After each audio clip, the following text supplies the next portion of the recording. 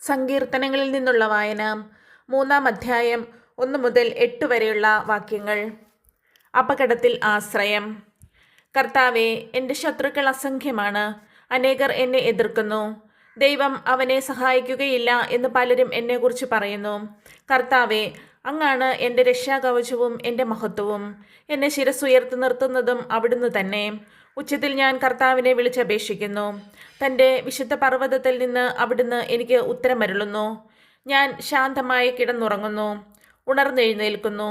എന്തെന്നാൽ ഞാൻ കർത്താവിൻ്റെ കരങ്ങളിലാണ്. എനിക്കെതിരെ പാളയമടിച്ചിരിക്കുന്ന 10,000-ങ്ങളെ ഞാൻ ഭയപ്പെടുകയില്ല.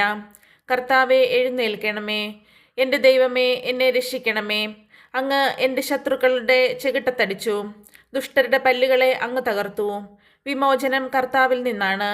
അവിടുത്തെ അനുഗ്രഹം അങ്ങയുടെ ജനത്തിൻ്റെ മേൽ ഉണ്ടാകുമാറാകട്ടെ. ദിവസവും ബൈബിൾ വചനം കേൾക്കുന്നതിനായി ഈ ചാനൽ സബ്സ്ക്രൈബ് ചെയ്യൂ.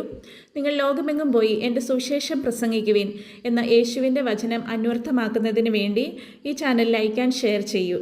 താങ്ക്